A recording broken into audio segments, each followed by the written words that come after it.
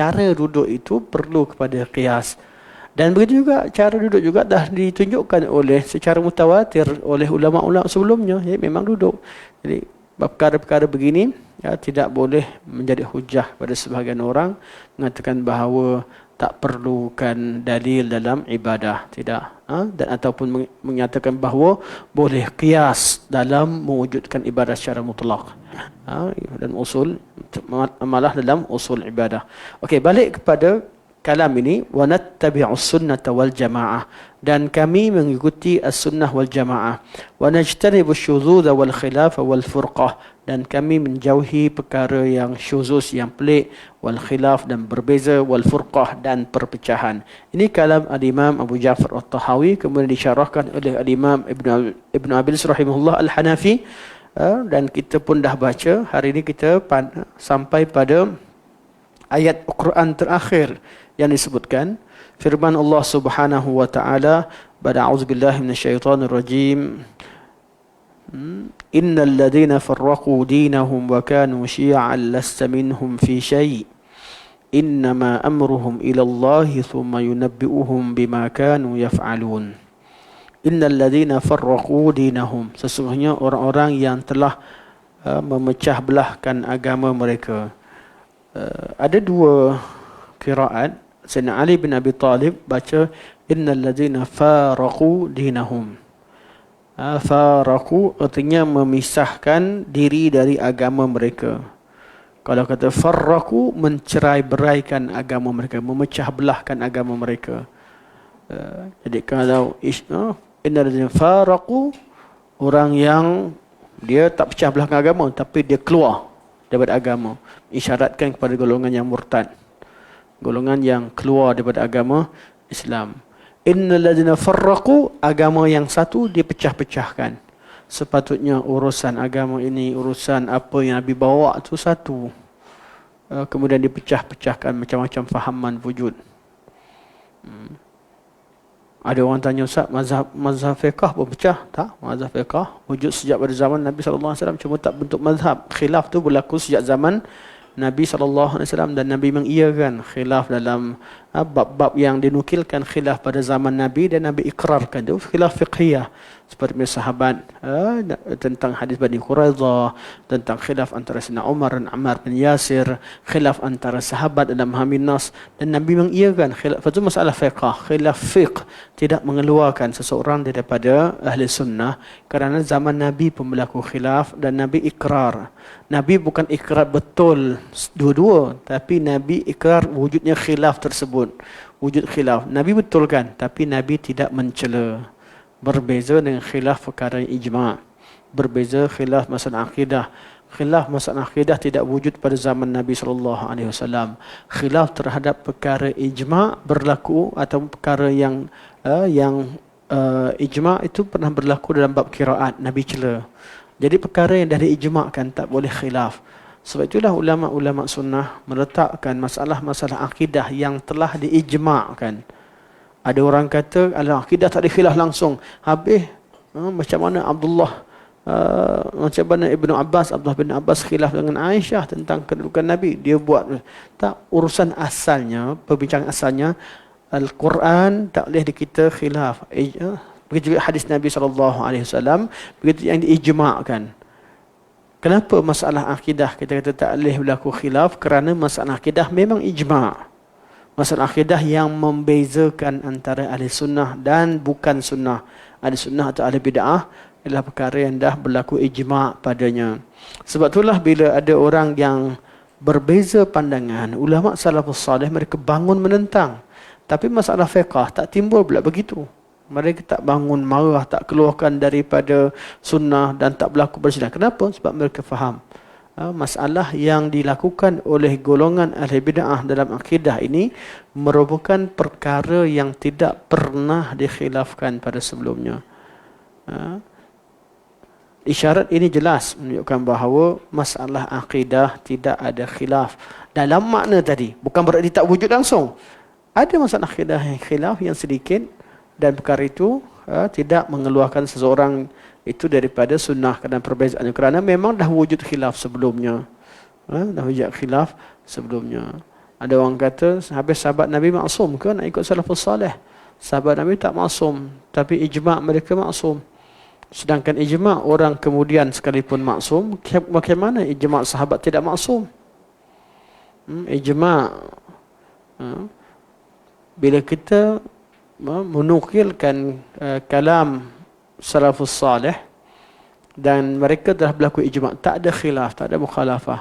Kebanyakan ijma' sukuti, kebanyakannya yang sabit dalam sunnah, dalam akidah, ijma' sukuti, dan itu perkara yang mu'taraf, ijma' yang makbul di sisi ulama sunnah, dan itulah yang diamalkan oleh seluruh ulama sunnah. Oleh itu bila datang golongan ahli bid'ah kemudian berbeza dengan apa mereka ijma', sebetulnya mereka dinamakan sebagai ahlul furqah setelah berlakunya ijma', okey. Jadi innal ladzina farraqu dinahum, kebanyakan sahabat baca innal ladzina farraqu, dan inilah dia qiraat yang masyhur. Maka Sayyidina Ali bin Abi Thalib baca innal ladzina farraqu. Farraqu artinya dia memisahkan diri, mengeluar. Dia faraqu mufaraqah. Kira mufaraqah orang salat jemaah, ada seorang tu dia mufaraqah. Ada sebab dia mufaraqah. Mungkin di tengah solat kemudian ada isyarat kat handphone dia, adanya tugas segera. Ada kadang-kadang pegawai tertentu dia ada isyarat tertentu bahawa dia wajib keluar. Jadi dia baca solat cepat, dia mufaraqah, ada sebab. Atau dia tak tahan, dia lupa makan ubat, dia nak pensan contoh, dia nak mufaraqah, dan macam-macam sebab orang mufaraqah. Jadi mufaraqah artinya dia keluar dari jemaah, dia tidak pecah belahkan ada, tapi dia memang dia sendiri keluar. Ini macam orang murtad lah. Tapi kalau farraqu, benda yang satu dipecah dari dalam, Jadi jemaah yang satu atau ummah yang satu berubah, jadi nampak banyak perpecahan. Okey, innal ladzina farraqu dinahum. Bab ni bukan cerita bab keluar, ni cerita pasal agama. Orang-orang yang pecah belahkan agamanya. Siapa mereka? Wa kanu syi'an, dan mereka itu berkumpulan-kumpulan. Syiah asalnya kumpulan. Seseorang yang berkumpul di bawah satu fikrah namanya Syiah.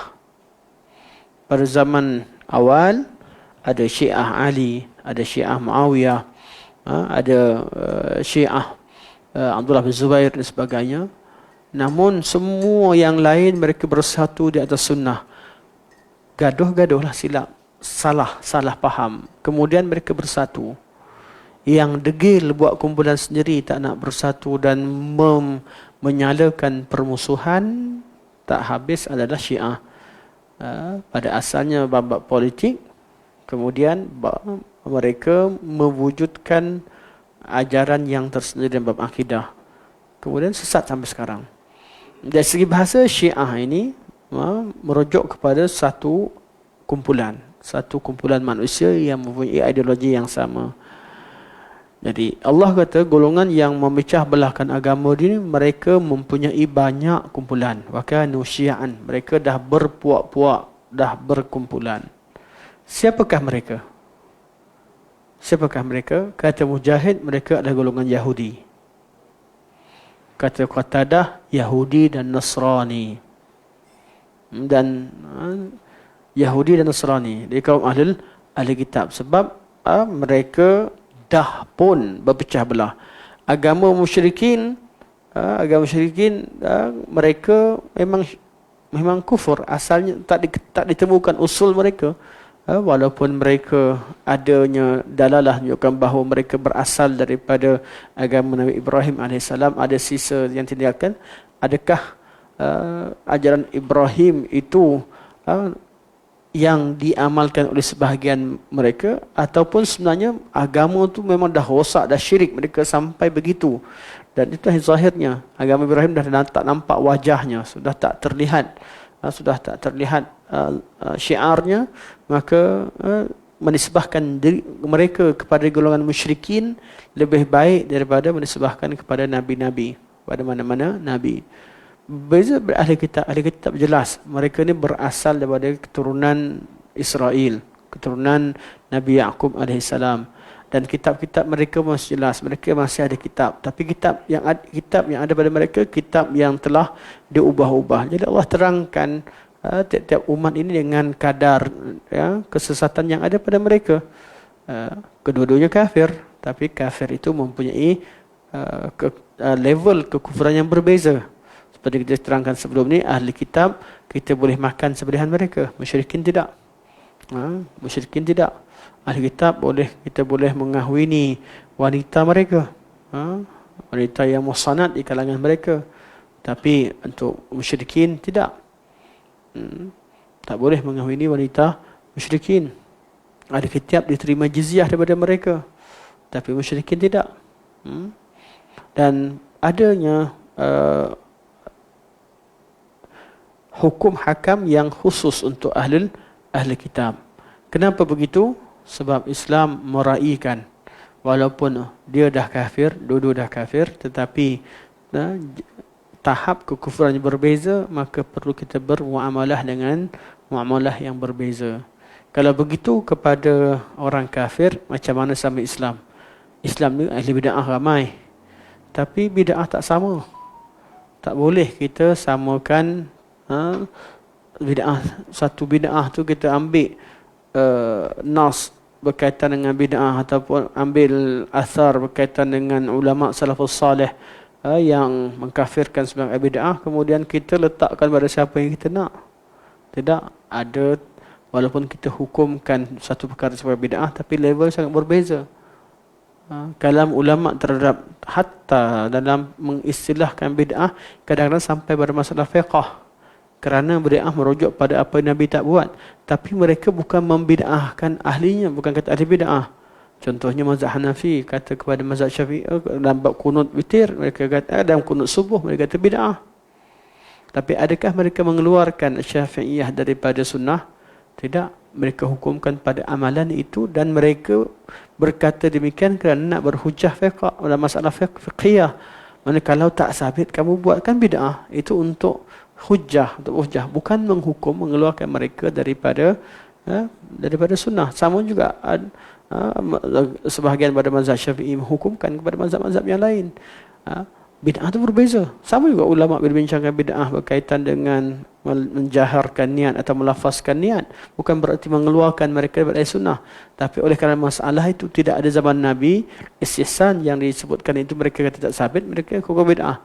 Hukum bid'ah terhadap masalah fiqh tak sama dengan hukum bid'ah yang dihukumkan kepada golongan-golongan Al-Jahmiyah, Khawarij, Syiah dan sebagainya. Tak boleh kita gunakan satu formula. Tak boleh. Kalam ulama tidak salah, tetapi dalam memahami kalam ulama itu wujudnya kesilapan sebahagian daripada orang yang membacanya kemudian. Okey. Innal ladzina farraqu dinahum, jadi kaul pertama kata Yahudi, kaul kedua kata Yahudi dan Nasrani. Tak ada masalah lah, sama.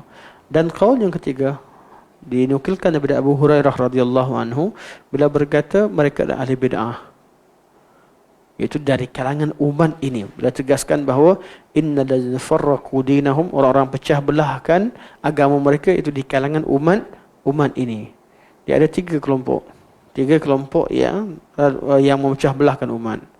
Wa kanu syi'an, dan mereka berkelompok-kelompok. Lasta minhum fi syai', kamu bukan sebahagian daripada mereka sedikit pun. Sedikit pun kamu bukan dari mereka, tiada kaitan dengan kamu. Apa maksud tiada kaitan?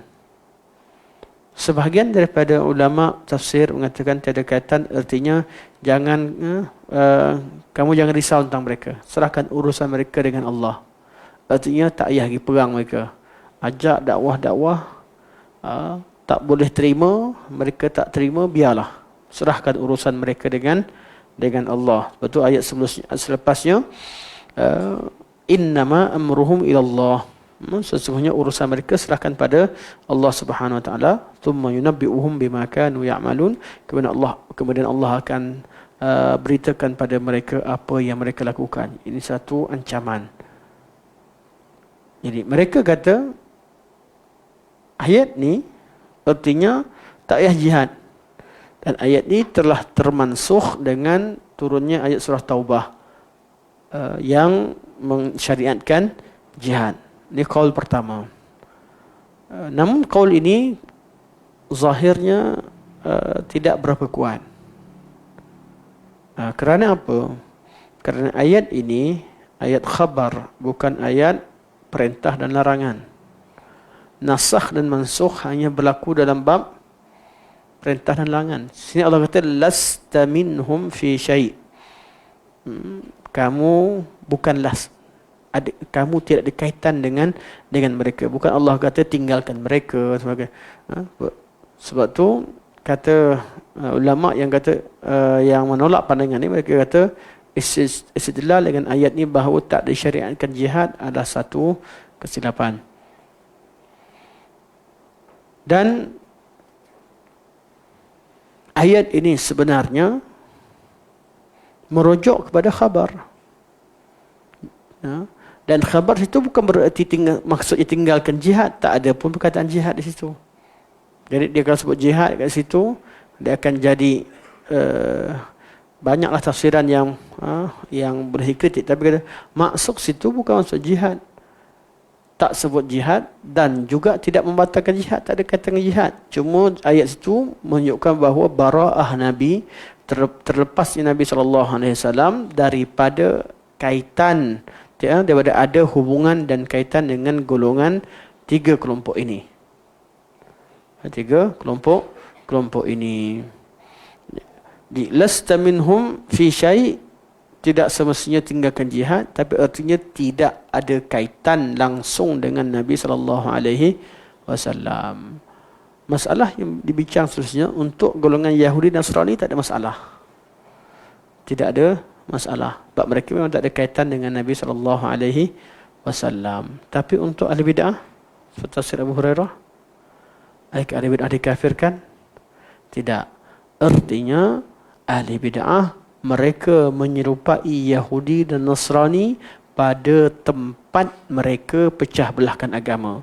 Oleh kerana ahli bid'ah, mereka masih lagi ada kalimah syahadah, masih ada perkara yang betul, yang betulnya betul, tapi tempat mereka pada bab yang mereka tolak pecah belahkan agama dan keluar pada agama pada bab tersebut, bab-bab yang tersebut mereka adalah dihukumkan seperti al-Yahud wa Nasara. Jadi al-maghdubi alaihim waladdallin, al-maghdub ghairul maghdubi alaihim Yahudi, waladdallin itu dia punya tokoh dia, tetapi siapa sahaja yang perangai seperti mereka, yang berilmu tak beramal, mereka adalah al-maghdubi alaihim. Yang beramal menyembah Allah tanpa basirah, tanpa ilmu, mereka adalah ad-dallin. Jadi untuk ahlul kitab, kaum Yahudi dan Nasrani, mereka jelas kerana Allah dah hukumkan mereka secara jelas. Untuk ahli bid'ah, tak ada cerita ahli bid'ah lagi. Jadi siapa sahaja yang menyerupai sunnah, yang ikut pada sunnah, mereka adalah ahli sunnah.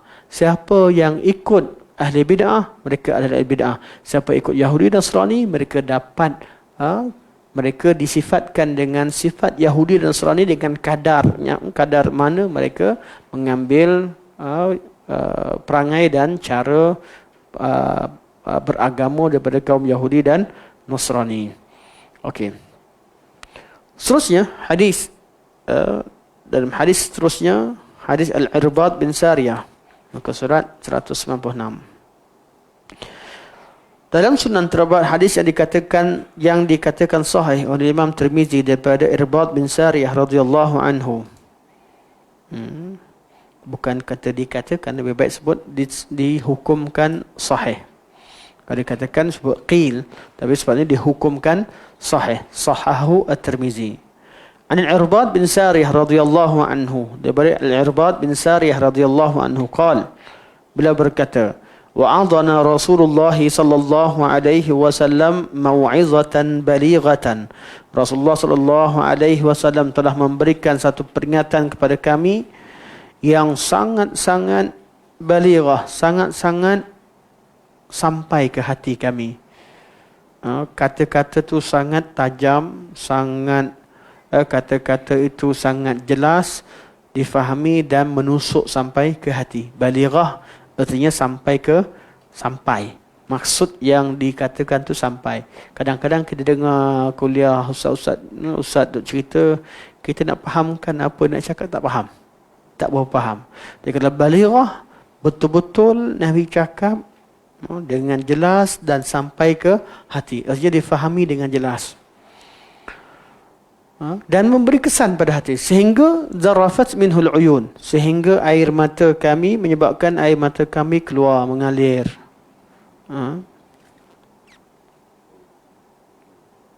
Wa wajilat minhal qulub. Dan hati menjadi gemetar. Manakala cerita tentang perkara yang menakutkan, mereka jadi gentar. Sampai kepada mengalirkan air mata. Mana khatib pada setengah keadaan mereka berkhutbah, khutbah yang betul-betul sampai menyebabkan orang keluar air mata. Bukanlah bermaksud khutbah yang dia buat menangisnya. Cerita sini Nabi tak menangis. Sahabat yang menangis.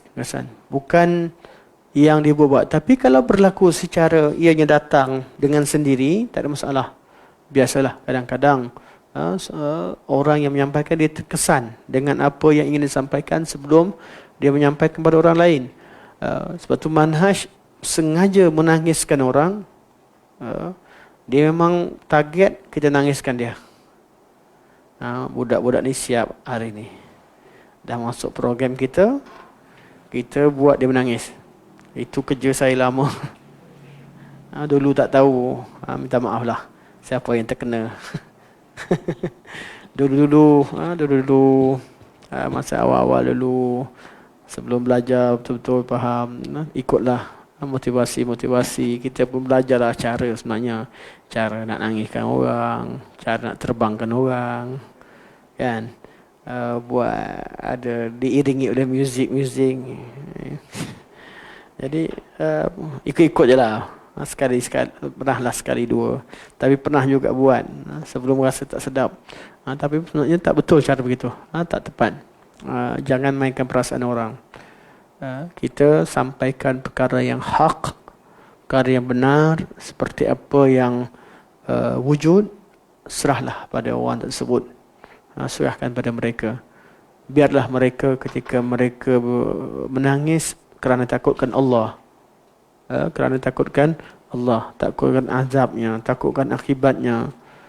Bukan kita mengusik kehidupan mereka. Kita suruh mereka bayangkan mak bapak dia mati, ayah mati, mak mati, waktu terseksa, dia derhaka seksa mak ayah sebagainya.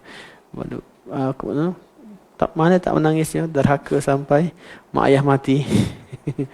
Dan biarlah seorang itu berubah bukan kerana perasaan, tapi kerana kesedaran, kefahaman, dan dia mempunyai cita-cita untuk berubah, mempunyai misi yang benar-benar berubah kerana Allah Subhanahu wa taala, bukan suasana sedih yang sengaja diwujudkan. Sebab itulah khusyuk dalam solat juga. Khusyuk tak disyariatkan untuk kita pasang lagu yang menyedihkan. Sekarang ni ada wujud orang, ada lagu, dia ada muzik untuk tahajud. Bangun malam susah nak menangis. Dia pelik, kenapa dia tengok filem boleh menangis, ataupun dengar lagu boleh menangis. Jadi dia pun cipta yang menangis sama untuk bantu dia khusyuk dalam solat. Boleh terima atau tidak wasilah tersebut? Tidak boleh terima. Kerana dia telah mengubah kaifiah ibadah itu sendiri. Sama juga orang nak seronok, menimbulkan seronok dalam ibadah. Ibadah seronok, kemanisan iman, halawatul iman itu wujud dengan asbab-asbab yang disebutkan oleh syarak. 3 perkara. Siapa sahaja dapat merasai dia akan merasai kemanisan iman dan sebagainya. bukan dengan asbab-asbab yang dibuat-buat. Bukan asbab-asbab yang hakikatnya mengubah kaifiah ibadah. Contoh istidlal golongan Sufiyah membenarkan ataupun memasukkan, malah menjadikan itu sebagai syiar, tarian tertentu dalam zikrullah. Jadi dia menggabungkan dua perkara, ibadah kaifiahnya ditambah, dikurangkan. Mereka memasukkan kaifiah itu dalam ibadah mereka. Tatkala kita berhujah kata kenapa zikir menari, menari tak ada kaitan, ni zikir tak ada kaitan, dia akan memisahkan. Ketika mereka beramal, mereka sebenarnya mentajmijkan, memasukkan, melarutkan dua benda itu bersama. Wasilah beginilah wasilah diharamkan oleh syarak kerana dia mengubah, hakikatnya dia mengubah kaifiah ibadah, mengubah kaifiah ibadah, mengubah cara ibadah. Dan itu bukanlah wasilah yang boleh diterima. Kenapa tak diterima? Sebab wasilah tersebut, apa yang dibuat tersebut boleh dibuat pada zaman Nabi SAW. Kenapa Nabi tak buat? Berbeza pada mikrofon. Zaman Nabi tak ada teknologi mikrofon. Jadi bila ada banyak mikrofon, kita gunakan mikrofon untuk menyampaikan suara, yang mana memang maksud syarak azan itu menyampaikan suara. Memang dikehendaki. Dan kemudian wujud wasilah untuk menyatakan atau untuk mengiyakan apa yang syarak mahukan. Tarian, lagu dah wujud pada zaman Nabi SAW di kalangan orang kafir. Di kalangan orang-orang kafir atau bangsa-bangsa yang jauh daripada syarak. Uslub itu tak digunakan pakai, artinya ia tidak disyariatkan. Ia tidak disyariatkan. Malah ketika azan sekalipun dah ada orang cadangkan macam-macam cara untuk panggil orang Islam. Antaranya adalah dengan wasilah seperti mana kaum Nasara pakai, ada yang cadangkan pakai loceng, ada yang cadangkan nyanyi, macam-macam disebutkan. Semuanya wasilah-wasilah yang mengisyaratkan ianya wujud apa yang dilakukan oleh golongan Sufiyah pada zaman sekarang. Sebab tu ingin sucikan jiwa tak salah. Semua orang ingin menyucikan jiwa. Tetapi menyucikan jiwa dengan cara yang tak diajarkan oleh syarak, itu yang menyebabkan golongan Sufiyah itu sesat dalam kadar mereka. Tak semua Sufi lah. Ada yang Sufi sekadar nama. Dia sebut nama Sufi itu sebab dia tahu Sufi ini ilmu penyucian jiwa. Jadi tanya Sufi baca apa? Saya baca Qul Huwallah, saya baca. Tak apalah, itu tak masuk perbincangan kita. Kalau orang sekadar cerita Sufi, saya belajar tasawuf. Belajar apa? Saya belajar nafsu ada 3. Nafsul mutmainnah, nafsul lawamah, dan juga nafsul ammarah. Apa lagi? Wajib bermujahadah ketika beribadah, wajib khusyuk. Tak masalah lah. Nama apa nama lah, tak masalah. Kita bukan kritik yang begini. Tapi yang kita kritik ialah perkara-perkara bid'ah yang wujud dalam cara menyucikan jiwa, atau cara mewujudkan perkara-perkara bid'ah dalam agama yang diwujudkan untuk menimbulkan rasa seronok. Itu yang kita kritik dalam kesufian yang kita katakan sesat. Kita kena terangkan dengan jelas, kerana kadang-kadang orang tak faham kenapa dia nak kata tak boleh belajar ilmu untuk penyucian jiwa. Sama juga ilmu kalam. Kita bukan larang orang berdakwah dengan non-Muslim atau berdakwah dengan golongan etis atau menggunakan akal dalam beristidlal. Tetapi dalil akal ataupun kaedah penggunaan akal yang menafikan syarak,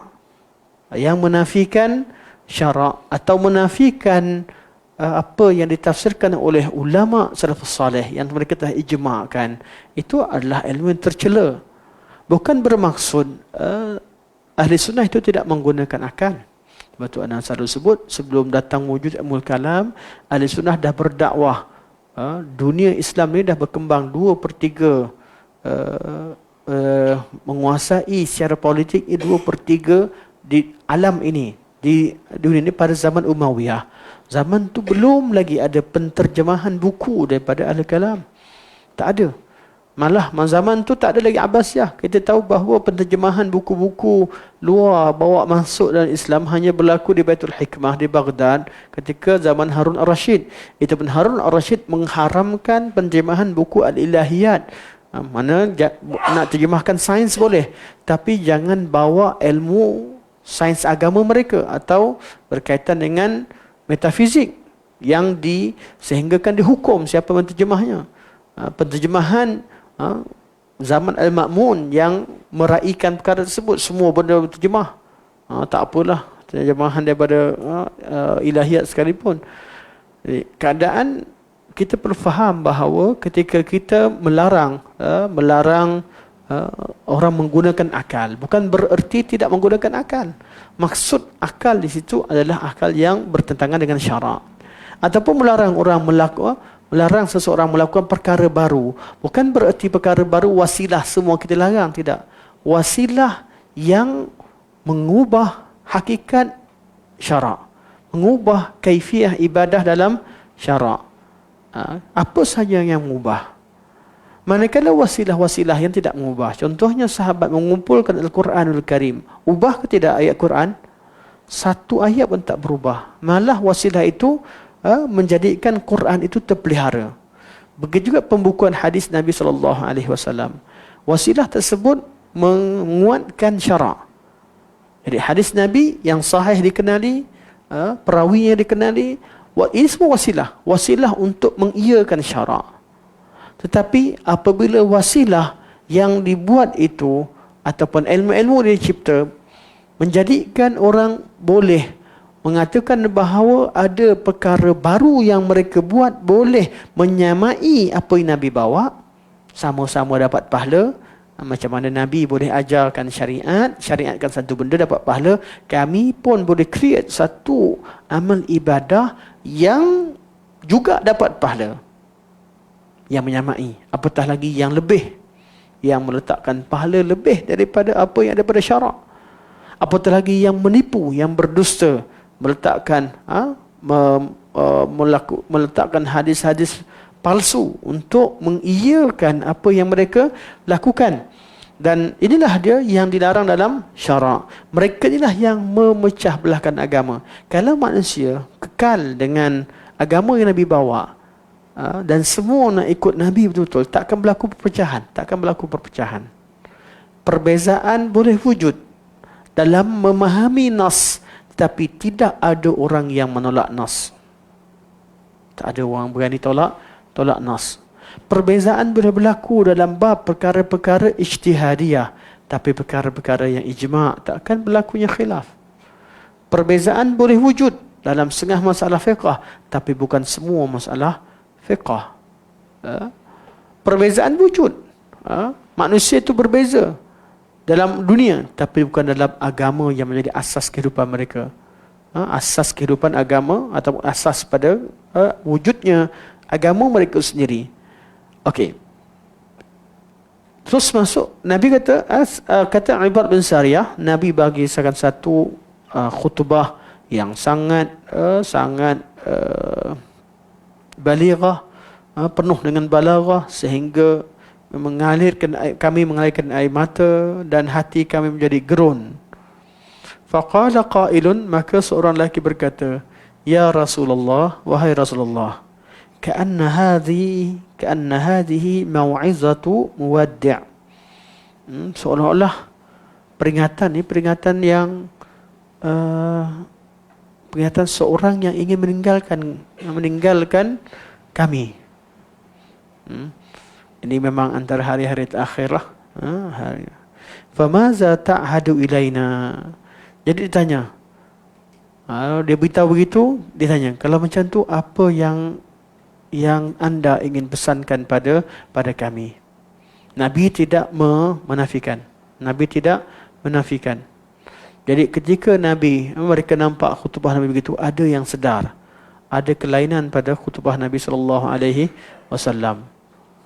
Jadi mereka tanya mereka dah jangkakan, kalau Nabi tinggalkan kita, apa yang perlu dipesankan kepada umat ini. Faqal, maka mereka berkata, usikum bis-sam'i wat ta'ah. Aku berikan pesanan pada kalian agar dengar dan taat. Dengar dan taat. Terhadap siapa? Terhadap waliul amr. Sama ada mereka adalah golongan ulama ataupun umara. فَإِنَّهُ مَنْ يَعِشْ مِنْكُمْ بَعْدِي. Sesungguhnya siapa di kalangan kalian yang hidup selepasku, فَسَيَرَ اخْتِلَافًا كَثِيرًا, maka dia akan melihat perbezaan yang banyak. Ikhtilaf, banyak perbezaan. Lepas Nabi wafat nanti ramai orang berbeza. Zaman Nabi kenapa? Zaman Nabi semua orang datang rujuk tanya pada Nabi, dan orang iktiraf. Zaman Nabi, Nabi seorang memutuskan segala perbincangan. Tak ada siapa yang khilaf kecuali bila jumpa Nabi, akan selesai semua perkara. Tapi bila Nabi wafat, apa yang terjadi? Ada perkara yang wujud pada zaman Nabi tak wujud pada zaman selepasnya, iaitu satu manusia, seorang yang boleh memutuskan segala perselisihan. Jadi macam mana nak buat? Takkan macam kita nak buat? Nabi dah tak ada. Jadi Nabi beri pesan, usikum bis-sam'i wat ta'ah. Aku berikan pesan pada kalian agar dengar dan taat. Takkan ramai-ramai nak jadi ketua. Takkan ramai-ramai nak jadi mujtahid. Takkan ramai-ramai nak anggap akal dia sama dengan akal orang lain. Jadi kena akur bahawa dalam politik, dalam sebuah masyarakat ada ketua yang perlu kita taat. Walaupun kita mempunyai pandangan yang berbeza. Kalau mereka dah terlantik sebagai ketua, kita wajib dengar dan taat. Walaupun kita berbeza pandangan. Walaupun sebelum mereka dilantik, kita rasa macam dia ni tak layak. Tapi kalau dah terlantik, kita wajib dengar dan taat.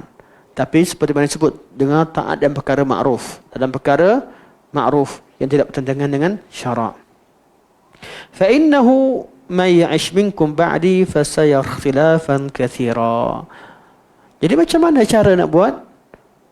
Dah Nabi tak ada, Nabi tinggalkan kalam Nabi. Kalam Nabi bukan hilang. Walaupun zaman Nabi ada masalah, jumpa Nabi, Nabi selesaikan. Sebelum Nabi wafat, Allah dah sempurnakan agama. Di keperluan terhadap hukum hakam, keperluan terhadap fatwa, semua balik pada apa yang Nabi sampaikan. Dan apa yang Nabi sampaikan dah sempurna. Jadi macam mana caranya? Pergilah ambil yang sama. Zaman Nabi, Nabi sampaikan semua sekali. Selepas Nabi, tak ada siapa yang boleh buat benda baru, tak ada siapa yang boleh berhubung direct dengan Allah. Tapi kalau ada orang letakkan sumber baru, masalah. Syiah letakkan selain pada Rasulullah yang maksum, ada lagi imam-imam yang maksum, masalah. Akan berlaku masalah. Ada orang letakkan akal dia qat'i, kaedah Yunan ni qat'i, dah jadi masalah. Ketika dia berbicara tentang akal dia qat'i, cerita tentang ayat Quran dan hadis mungkin tidak qat'i. Tapi bila akal dia cerita tentang kaedah dia qat'i. Bila orang meletakkan mimpi guru dia qat'i, sampai dia mimpi, dia kata, mimpi, awak dapat dari mana? Guru saya mimpi jumpa Nabi langsung direct. Awak pula pakai an, haddathana jauh. Guru kami jumpa secara langsung. Wujud golongan begini yang menjadikan ada sumber lain selain daripada merujuk kepada ada pada zaman Nabi, akan berlakulah perpecahan di kalangan umat.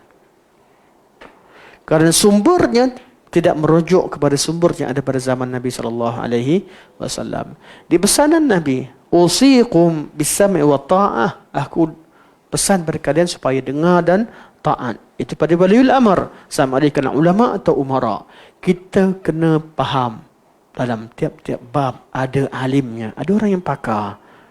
Kita faham juga hadis. Kita faham, bukan tak faham. Tapi kadar kita tak sama orang yang pakar dalam bidang hadis.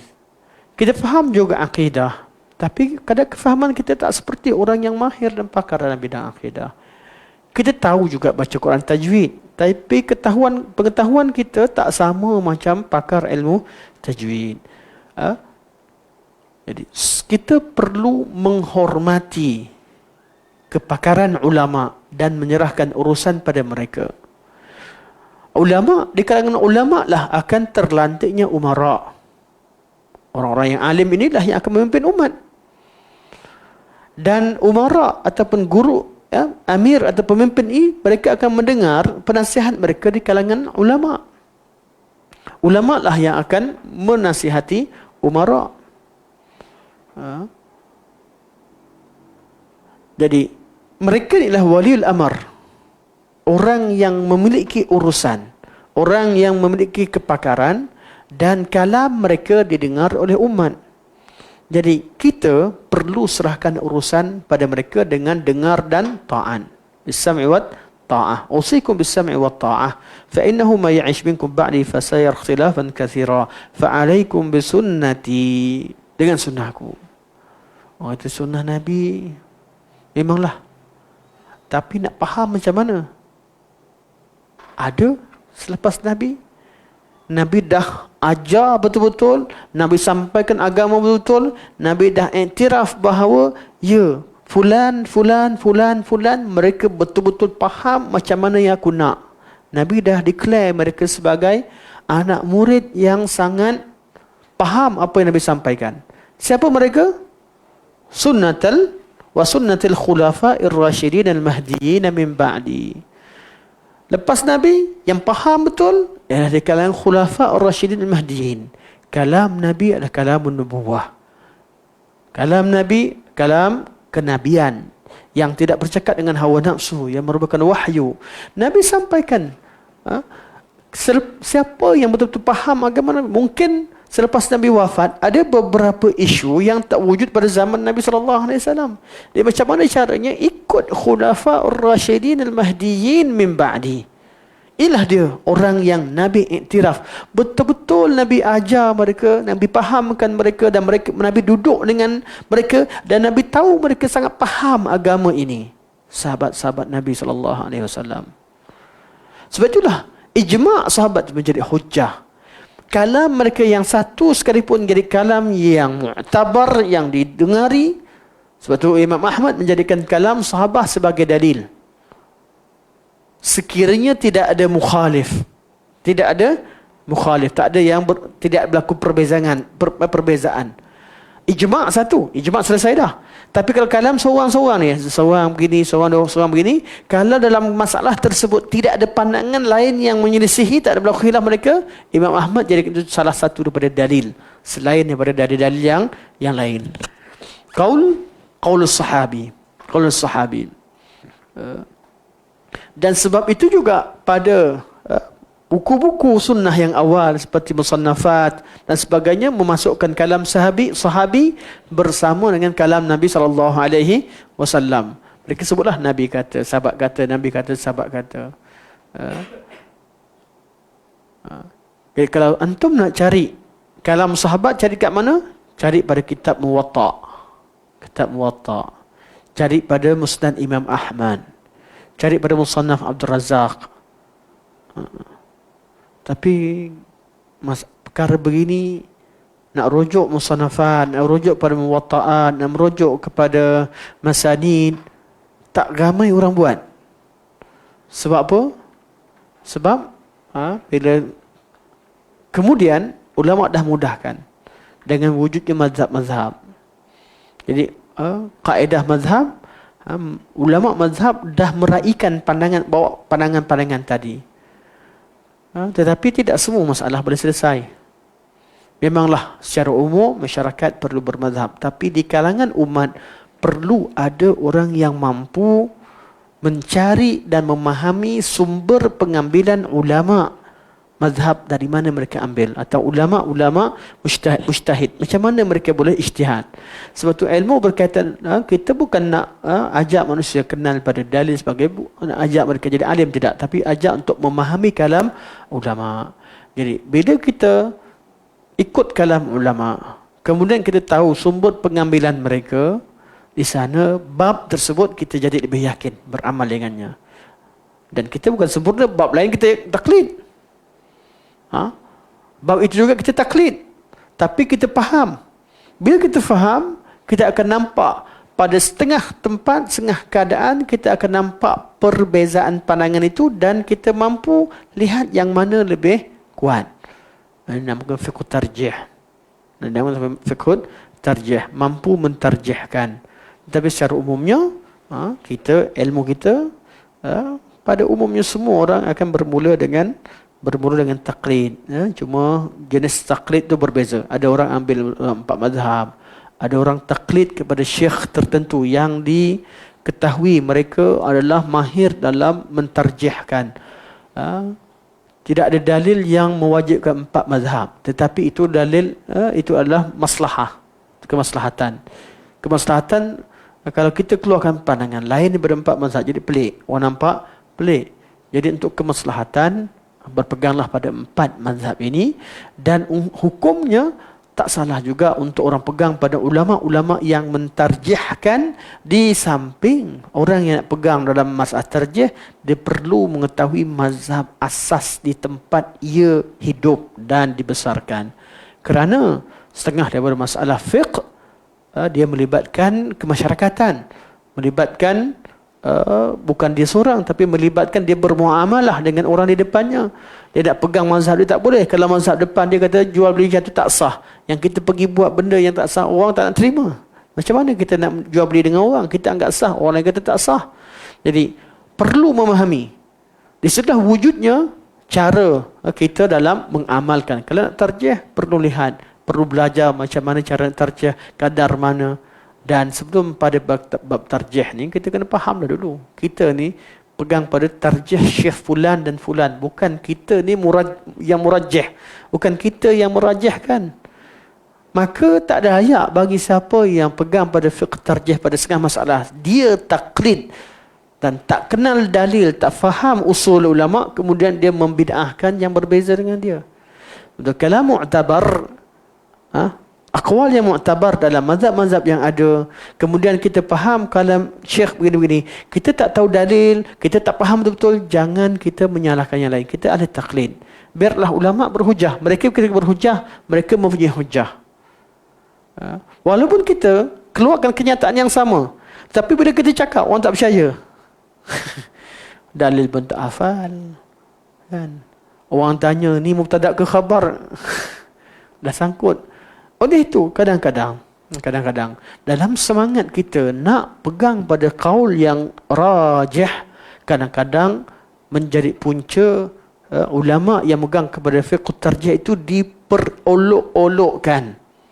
Kerana apa? Kerana wujud orang-orang yang suka menyalahkan. Sebab itu, kita dalam fiqh ini, fiqh 4 mazhab, fiqh yang mu'tabar, yang tak boleh kita nafikan.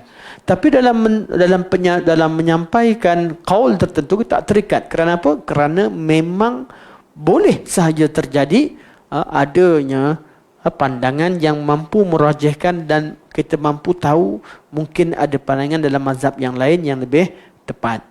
Jadi, kemungkinan itu berlaku. Namun ianya perlu dilakukan oleh orang-orang yang layak. Orang layak. Jadi nak jadi muqallid, sama ada muqallid pada 4 mazhab atau muqallid pada mana-mana ulama besar yang mujtahid dalam bab tertentu, boleh ikut. Tapi mujtahid mutlak hampir tidak wujud selepas daripada zaman 4 mazhab. Dan memang kata wujud mutlaknya di semua masalah dicerita. Yang wujud pada zaman kemudian tarjih, ulama tarjih, pakar-pakar buat tarjih hanya dalam bab kepakaran mereka. Jadi dalam masalah daripada dalam bab taharah, bab niat sampai pada akhir bab fiqh, wujud kalam ulama mazhab. Mereka dah ijtihad padanya, mujtahid mutlak, yang tahu imam atas segala perkara. Yang berlaku kemudian adalah ikhtiarat, pilihan-pilihan, tarjihat. Contoh Syekhul Islam Ibn Taimiyah rahimahullah, beliau tidak mewujudkan mazhab baru, tapi beliau ada ikhtiarat. Beliau memilih kalam yang beliau rasa kerana beliau mempunyai alat ilmu alat cukup untuk mentarjihkan dan ijtihad.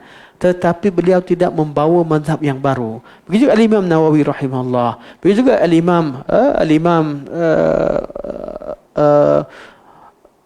yang datang mentarjihkan dalam banyak masalah.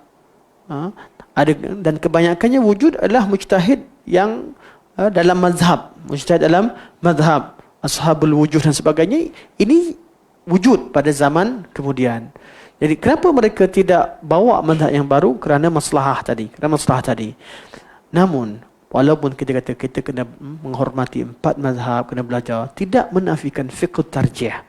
Dan juga tidak boleh kita memperkecilkan ulama-ulama yang mempunyai kemampuan untuk mentarjihkan dan memahamkan nas kepada masyarakat. Perlu kepada pemahaman terhadap alat. Kalaulah tak ada tarjih, tak ada faham sekali, tak payah belajar usul fiqh. Buat mana belajar usul fiqh? Tak payah belajar ilmu-ilmu alat. Ikut je lah. Tapi tidak. Hakikatnya perlu. Okey. Balik pada hadis ni. Fa'alaikum bisunnati wa sunnatil khulafa'ir rasyidin al-mahdiyyin min ba'di. Al-khulafa'ir rasyidin al-mahdiyyin min ba'di merujuk kepada sahabat-sahabat Nabi SAW. Ada yang kata 4 orang khalifah rasyidin, Abu Bakar, Umar, Uthman, Ali. Ada yang kata tidak, semua sahabat-sahabat Nabi SAW, orang-orang yang menggantikan Nabi dan menyampaikan agama. Semua sekali, yang penting kita faham, yang pastinya 4 orang ini masuk. 4 orang khulafa Nabi itu masuk, dan yang lainnya tidak lari daripada salafus salih. Sahabat-sahabat Nabi SAW dan anak murid mereka. Tamassaku biha, berpegang teguhlah dengannya. Itu dengan Al-Quran, dengan Sunnah, dengan sunnah Nabi SAW, dan juga dengan sunnah yang dibawa oleh sahabat-sahabat Nabi SAW. Addu 'alaiha bin nawajid, gigit dengan gigi gerahamu. Kerana orang Arab kalau dia dah pegang betul-betul sama gigit gigi. Pegang, gigit gigi. Jadi addu bin nawajid, pegang betul-betul sampai gigit gigi. Pegang betul-betul. Itu maksud addu 'alaiha bin nawajid. Sebagian ulama kata hakikat. Hakikat macam mana? Pegang betul-betul, dia ada kinayah kepada keadaan seseorang. Bukan hakikat kinayah. Gigit apa yang ada. Maksudnya kalau yang ini ditafsirkan ulama kemudian, tapi yang asal kita dah sebut itu yang betul lah. Tapi sebagian ulama kata abdu alaihi bin nawajis, artinya apa yang ada tangan kita ni, putus tangan, putus kaki, kita boleh pegang, tapi orang boleh potong tangan kaki. Last sekali orang potong apa? Yang potong apa konfirmati? Potong kepala, betul. Kalau kaki tak ada, tangan tak ada, tinggal apa? Yang boleh gigit, yang dipegang, gigi je. Gigi ni last dah. Betul? Yang boleh pegang. Hidung nak tahan apa? Hidung, mata tak boleh pegang. Yang boleh tahan, gigit betul adalah gigi. Gigi geraham kita. Itu last. Kita gigit. Kalau kita potong, gigit tak boleh. Dah matilah tu. Maknanya ada ulama yang mengisyaratkan begitu. Dan macam-macam syarah. Tetapi kita rujuk kepada zaman Nabi SAW, zaman uruf Arab. Orang Arab bila dia kata gigit betul-betul, artinya dia genggam, tamassaku biha, pegang dan gigit. Dia faham betul-betul, pegang betul-betul. Itu maksud yang di perbuatan orang Arab ketika nak pegang teguh satu perkara. Wa iyyakum, dan hendaklah kalian berhati-hati ataupun menjauhi wa muhdatsatil umur, benda-benda yang baru. Baru ke apa? Tengok pada atas balik. Fa'alaikum bisunnati. Baru dalam perkara sunnah Nabi sallallahu alaihi wasallam, yang menyanggahi sunnah Nabi sallallahu alaihi wasallam. Bila disebut muhdatsat adalah perkara yang lawan dengan sunan, dengan sunnah Nabi sallallahu alaihi wasallam. Apa Nabi bawa? Lawannya urusan sunnah dan urusan bid'ah. Fa inna kulla bid'atin dalalah. Sesungguhnya tiap-tiap bid'ah itu adalah sesat. Hari ini anak sebut cakap perlahan sikit. Perlahan, ramai yang perlahan-perlahan. Biasa. Kalau nak kuat balik, dah awal-awal start perlahan. Kalau ada hari yang kita start dengan kuat, dia kuat. Dah start dengan perlahan ni seronok, nak kuat tak seronok. Okey, jadi kita ada asar yang lain. Asar yang lain tak sempatlah kita bincangkan hari ni. Nak ingatkan hari ni habiskan. Minggu depan habis betul insyaAllah. Minggu depan kita akan habis. Tapi hari ini sempat syarahkan satu ayat Quran, satu hadis. Semoga ada manfaat dan kebaikan insyaAllah. Buka pada soalan sebelum kita tutup.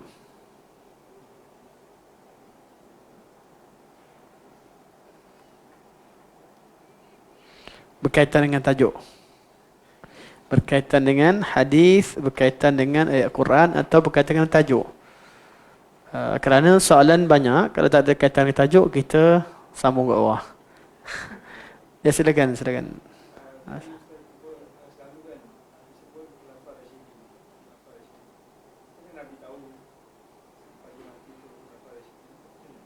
Itu tidak dalam wahyu. Nah, kalamnya adalah wahyu.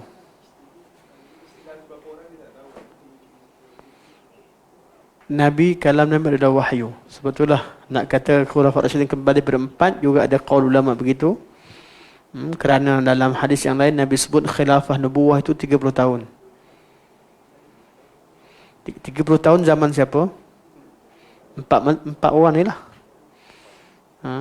Cuba tambahkan. Abu Bakar berapa tahun?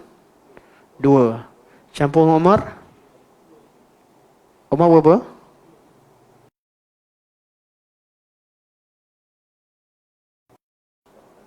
14. Osman 12. Osman ke? Osman 12. Umar berapa?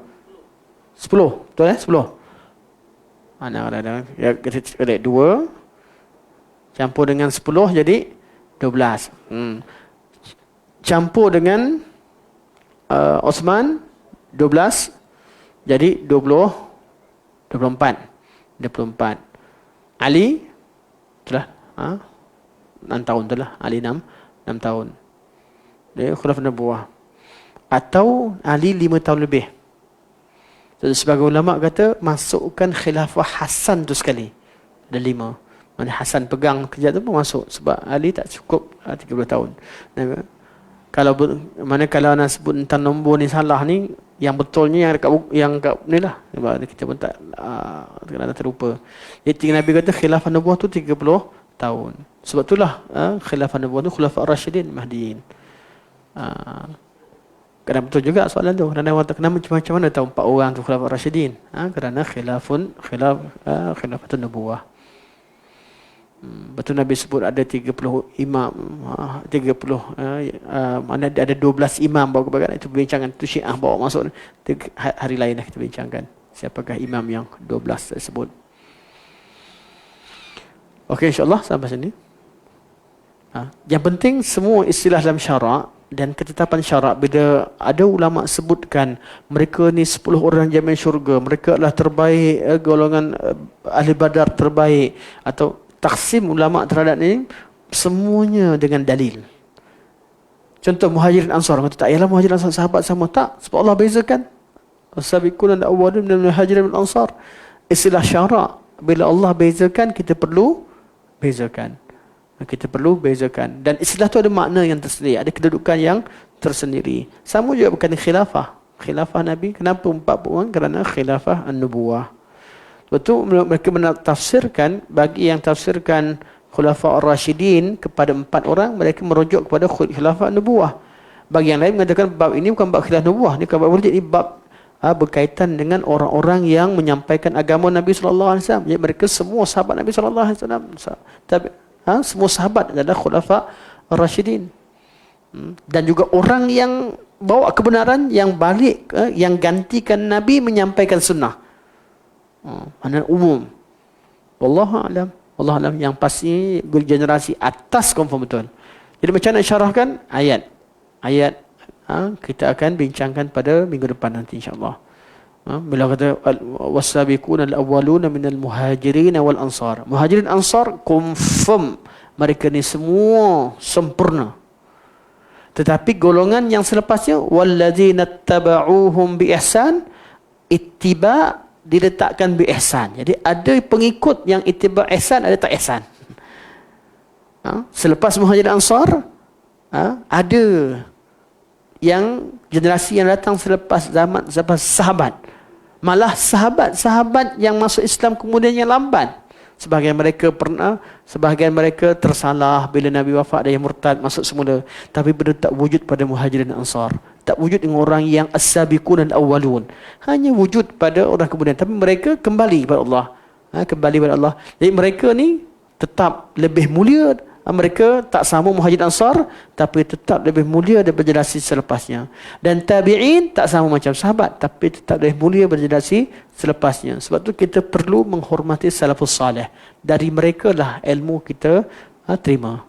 Dari jalan mereka lah kita dapat ilmu.